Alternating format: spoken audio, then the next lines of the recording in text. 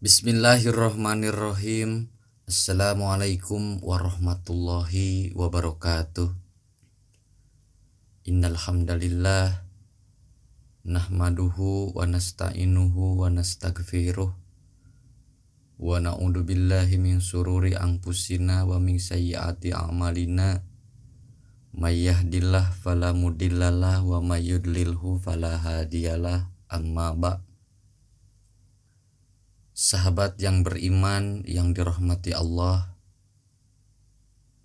innallaha la yaghfiru ayyushraka bihi wa yaghfiru ma duna dzalika liman yasha. Sesungguhnya Allah tidak akan mengampuni dosa syirik, dan Dia mengampuni segala dosa di bawah tingkatan syirik bagi siapa yang dikehendakinya. Al-Quran Surat An-Nisa ayat 48. Dalam ayat ini bisa disimpulkan dosa terbagi menjadi dua. Yang pertama, dosa yang tidak diampuni oleh Allah Subhanahu wa Ta'ala jika pelakunya tidak bertobat. Kedua, dosa yang diampuni oleh Allah Subhanahu wa Ta'ala namun hanya bagi orang yang dikehendakinya, meskipun pelakunya meninggal dalam keadaan tidak bertobat dari dosa tersebut. Dan yang dimaksud dengan dosa yang tidak diampuni dalam ayat ini adalah apabila pelakunya mati dalam keadaan tidak bertobat darinya. Hal ini karena dosa apapun itu, apabila seseorang bertobat darinya dengan memenuhi syarat-syarat diterimanya taubat, maka akan diampuni oleh Allah Subhanahu wa Ta'ala. Sebagaimana Allah Subhanahu wa Ta'ala berfirman, Bismillahirrahmanirrahim. Qul ya ibadiyalladzi asrafu ala anfusihim la taqnatu mir rahmatillah innallaha yaghfirud dzunuba jami'a innahu huwal ghafurur rahim. Katakanlah wahai hamba-hambaku yang melampaui batas terhadap diri mereka sendiri, janganlah kalian berputus asa dari rahmat Allah. Sesungguhnya Allah mengampuni dosa-dosa semuanya. Sungguh Dialah yang Maha Pengampun dan Maha Penyayang. Al-Quran Surat Ad-Zumar ayat 53. Dan ampunan Allah atas seluruh dosa hambanya dalam ayat ini dimaksudkan untuk orang yang bertaubat dari dosanya. Allah Subhanahu wa Ta'ala berfirman, "Wa tubu ilallahi jami'a ayyuhal mu'minuna la'allakum tuflihun." Dan bertobatlah kalian semua kepada Allah, wahai orang-orang yang beriman, agar kalian beruntung. Quran Surat An-Nur ayat 31. Dan Allah juga berfirman, Qul ladzina kafaru iyang tahu yughfar lahum ma qad salaf.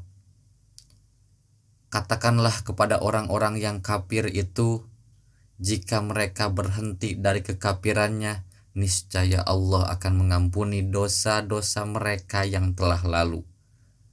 Al-Quran Surat Al-Anfal ayat 38. Sahabat yang beriman yang dirahmati Allah, sedangkan syarat diterimanya taubat ada 7. Yang pertama, Islam. Kedua, ikhlas. Ketiga, menyesal. Keempat, berhenti dari dosa saat itu juga. Bertobat dari dosa terkait dengan hak Allah dengan cara melakukan kewajiban yang ditinggalkan atau meninggalkan keharaman yang terlanjur dilakukan. Bertobat dari dosa terkait dengan hak makhluk dengan cara menunaikan hak mereka atau meminta maaf kepadanya. Kelima, bertekad untuk tidak mengulangi dosa tersebut. Keenam, sebelum sakaratul maut. Ketujuh, sebelum matahari terbit dari arah barat. Sahabat yang beriman yang dirahmati Allah, dosa yang tidak diampuni jika pelakunya mati dalam keadaan tidak bertobat. Para ulama berbeda pendapat dalam menafsirkan dosa yang tidak diampuni dalam ayat ini. Pendapat pertama, syirik besar dan setingkatnya dan syirik kecil, karena di dalam kalimat tersebut mengandung keumuman jenis syirik dan tidak terdapat pengkhususan jenis syirik tertentu saja. Pendapat yang kedua, syirik besar dan setingkatnya saja, karena mayoritas ayat dalam Al-Quran maksud lafaz syirik ketika disebut secara mutlak hanya disebut kata syirik saja tanpa ada tambahan keterangan apapun adalah syirik besar. Contohnya dalam surat Al-Maidah 72 dan Al-Hajj ayat 31, dan inilah pendapat yang terkuat.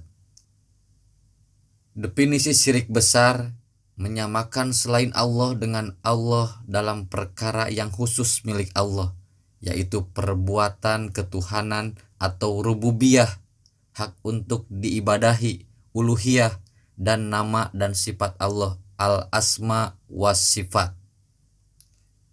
Syirik ini disifati dengan sifat besar karena mengeluarkan pelakunya dari Islam atau menghancurkan dasar keimanan. Sedangkan akibat syirik besar bagi pelakunya adalah pertama, tidak diampuni jika mati dalam keadaan tidak bertaubat. Kedua, kekal selamanya di neraka. Ketiga, menggugurkan seluruh amal soleh yang telah dilakukan. Keempat, kufur besar. Kelima, nifak besar. Sahabat yang beriman yang dirahmati Allah, dosa yang diampuni oleh Allah Subhanahu wa Ta'ala namun hanya bagi orang yang dikehendakinya, meskipun pelakunya meninggal dalam keadaan tidak bertobat dari dosa tersebut.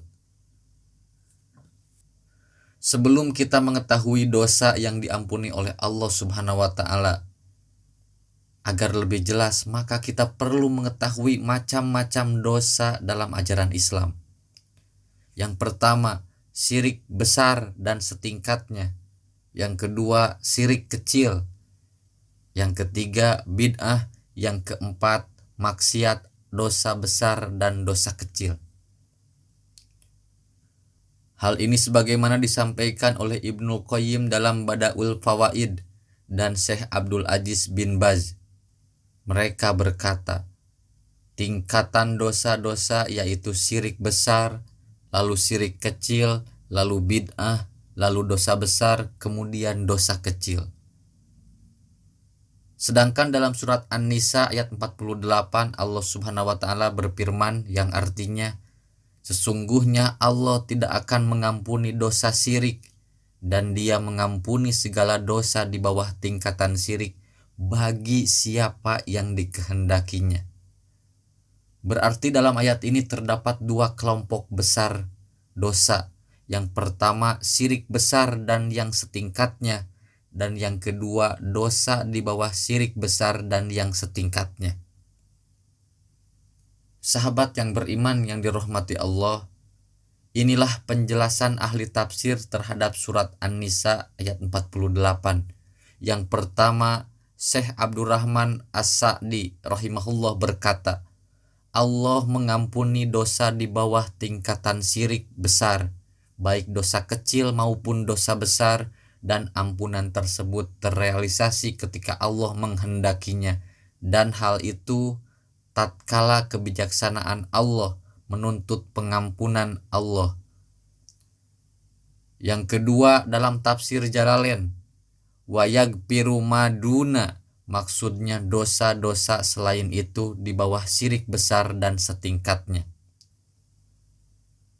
Berikutnya lima yasha, yaitu ampunan dari Allah memasukkannya ke dalam surga tanpa adab, dan barang siapa yang Allah berkehendak menyiksanya, maka Allah akan menyiksa sebagian orang mukmin karena dosanya, kemudian Allah memasukkannya ke dalam surga. Pendapat yang ketiga dalam Mahasinut Tawail, Al-Qasimi berkata, yaitu Allah mengampuni dosa di bawah tingkatan syirik besar berupa maksiat, baik dosa besar maupun dosa kecil. Limai yasa sebagai bentuk karunia dan kebaikan dari Allah Subhanahu wa taala. Pendapat nomor 4, Syekh Abdul Aziz bin Baz rahimahullah berkata, yaitu Allah mengampuni dosa-dosa di bawah syirik besar seperti zina, durhaka, minum khamar dan semacamnya. Ini semua di bawah kehendak Allah. Jika Allah berkehendak, Allah mengampuni pelakunya pada hari kiamat dengan amal solihnya yang lain, dan dengan kebaikannya yang lain sebagian bentuk karunia Allah, kedermawan Allah, dan kebaikan Allah. Dan jika Allah berkehendak, Allah menyiksanya sesuai kadar kemaksiatan seperti kemaksiatan di atas, berupa kedurhakaannya kepada orang tuanya atau durhaka kepada salah satu dari keduanya, atau berupa minum-minuman yang memabukkan, berzina, bergibah, namimah, dan yang lainnya. Syekh Abdul Aziz bin Baz rahimahullah menjelaskan tentang jenis dosa yang diampuni dalam surat An-Nisa ayat 48 tersebut. Kesimpulannya, bahwa seluruh dosa semuanya di bawah kehendak Allah. Sama saja apakah dosa itu berkaitan dengan hak Allah ataupun berkaitan dengan hak makhluk seperti gibah, membunuh, namimah, dan yang semacamnya. Ini semua di bawah kehendak Allah.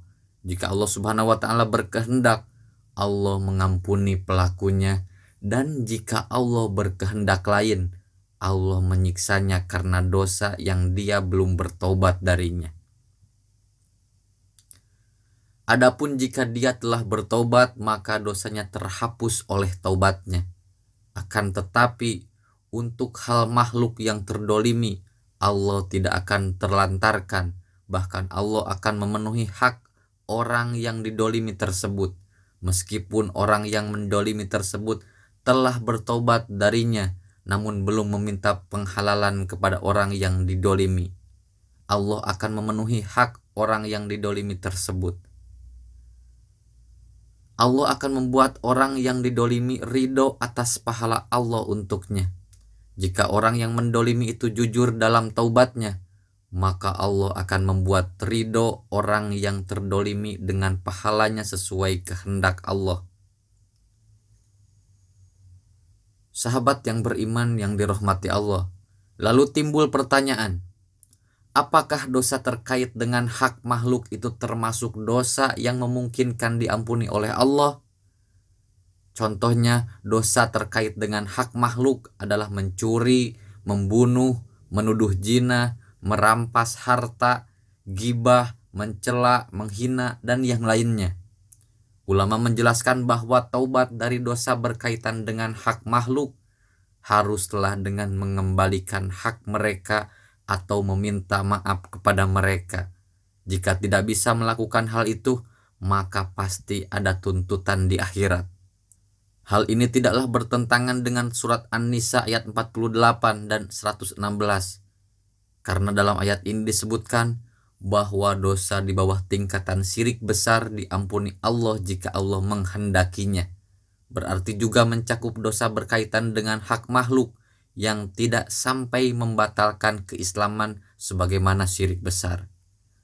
Lalu bagaimana nasib orang yang mendolimi saudaranya di akhirat jika Allah berkehendak mengampuninya? Apakah berarti masih ada tuntutan kepadanya? Dan jika Allah berkehendak mengampuni orang yang mendolimi, maka bagaimanakah nasib orang yang didolimi di akhirat? Apakah tidak mendapatkan haknya di sana? Yang jelas, Allah Maha Adil dan Maha Bijaksana atas segala sesuatu. Mudah-mudahan ini bermanfaat. Wassalamualaikum warahmatullahi wabarakatuh.